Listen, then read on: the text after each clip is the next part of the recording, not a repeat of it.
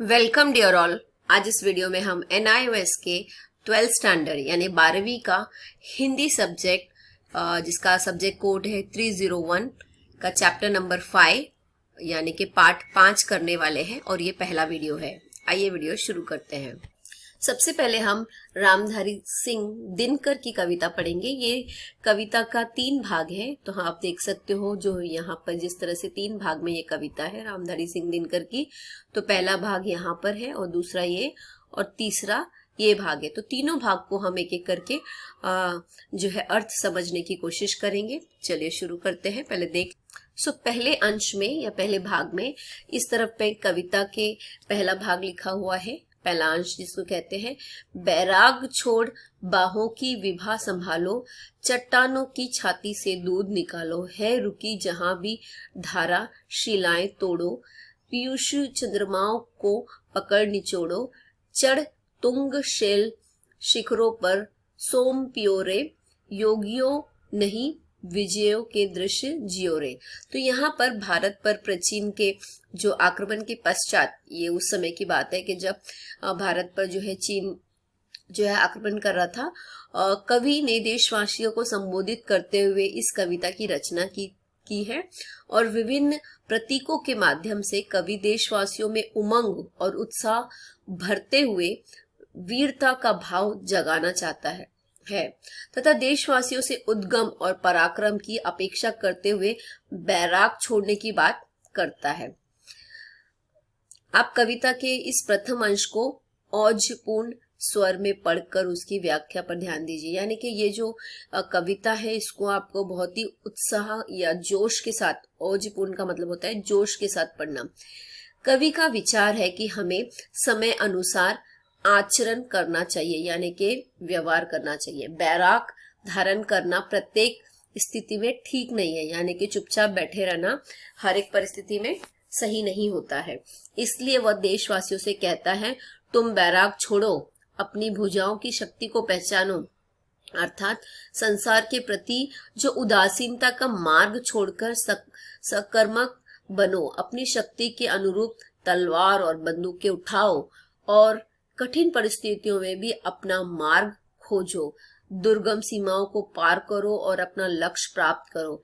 हे देशवासियों, योगी नहीं वरन विजय के समान जीना सीखो, विजय के दृश्य जियो रे। पंक्ति में कवि देशवासियों को कर्मठ बनाना चाहता है, यानी कि कार्य करने वाला बनाना चाहता है।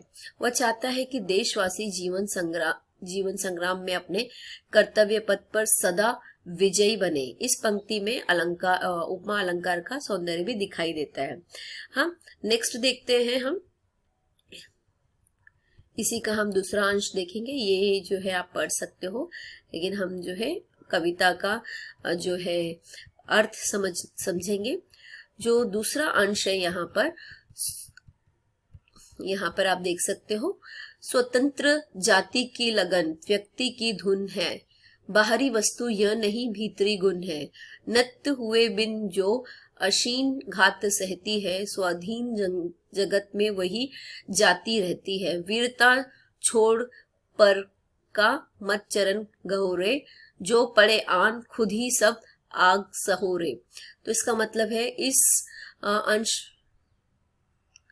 अंश में कवि स्वतंत्रता को मानव जीवन के लिए अनिवार्य मानता है।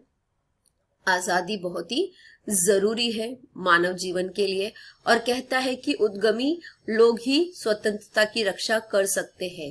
हम जानते हैं कि संसार में प्रत्येक प्राणी स्वतंत्र रहना चाहते हैं, सभी चाहते हैं कि वो आजादी का जीवन जिए। जब पक्षी भी स्वतंत्र रहना चाहता है तो भला हम मानव स्वतंत्र क्यों नहीं रहना चाहेंगे। जब मनुष्य जब गुलाम होता है या उनकी स्वतंत्रता पर संकट मंडराता है तो वह स्वतंत्र होने या स्वतंत्रता को बचाने के लिए क्या नहीं कर सकता। भारतवासियों ने जो है बहुत ही संग्राम किया था आजादी पाने के लिए, अंग्रेजों से संघर्ष किया। आजाद होने के बाद भी इस देश पर संकट आया तो जागरूक लोगों ने स्वतंत्रता की चेतना का प्रचार किया। कई लोगों ने जो है कविताओं के माध्यम से और अनेक तरह से जो है अखबारों के माध्यम से लोगों में जागृति लाने का कार्य किया। इसी भाव को कवि ने इन पंक्तियों में व्यक्त करते हुए कहा है, सभी मानव स्वतंत्र रहना चाहते हैं। यह मनुष्य जाति की लगन और प्रत्येक व्यक्ति की धुन या इच्छा है, उनकी सीखी हुई आदत नहीं बल्कि मौलिक प्रवृत्ति है। संसार में वही राष्ट्र स्वतंत्र रह पाता है जिसमें स्वाभिमान है, जो स्वतंत्रता के लिए बिना झुके मुसीबतों की चोट सह लेता है। कवि आगे कहते हैं कि हे देशवासियों, तुम वीरता छोड़कर दूसरों का पैर मत पकड़ो, अर्थात किसी की दासता यानी किसी का दास मत बनो, किसी के गुलाम मत बनो, मत स्वीकारो। आग से गुजरते हुए या कठिनाइयों सहते हुए अपनी आन बचाए रखो। तो यहाँ पे वो सभी को क्या कर रहे हैं, उत्साहित कर रहे हैं देशवासियों को। आगे हम तीसरा अंश देखेंगे।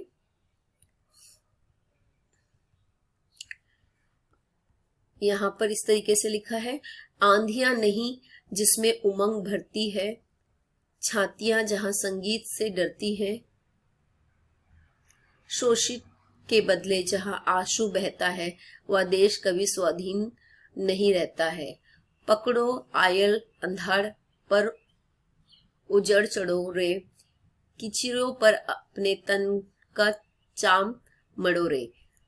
इस अंश में कवि देशवासियों में उत्साह जगाते हुए कहता है कि देश को स्वाधीन रहने के लिए जोखिम एवं संघर्ष अवश्य है। कवि कहते हैं कि वह देश जहां के लोगों में कठिनाइयों के आने पर उत्साह ना जागे, जहां छातियां संगीतों के वारों से डर जाएं, जहां के नागरिक खून बहाने के बदले आंसू बहाएं, वह देश कभी स्वतंत्र नहीं रह सकता। कवि आगे आह्वान करता कि शेर के आयल यानी गर्दन के बाल पकड़ने का साहस रखो, आंधियों पर सवारी करने का हौसला दिखाओ और किरीचो यानी खोपने वाली तलवार या कटर को अपनी खाल में मढ़ने की निर्भीकता का प्रदर्शन करो। अर्थ हुआ कि साहस, हौसला, चुस्ती फुर्ती दिखाने के साथ साथ अपने शरीर का बलिदान करने वाली निर्भीकता की वीरता की पहचान है। जिस देश में ऐसे वीर होंगे वही देश स्वाधीन रह सकता है।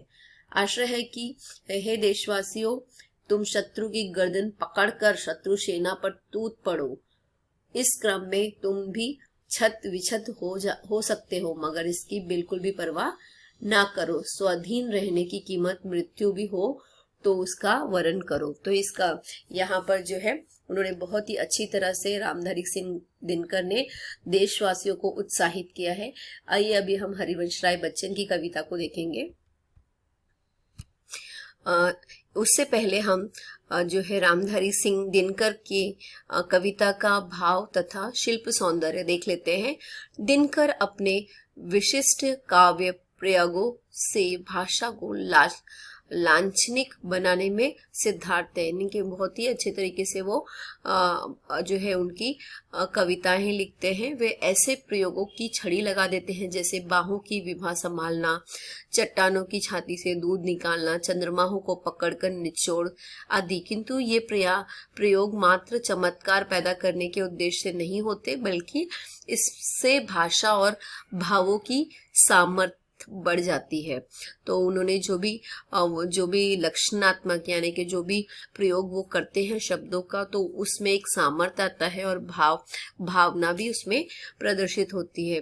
वीरता और देश प्रेम दिनकर के काव्य का मूल स्वर है।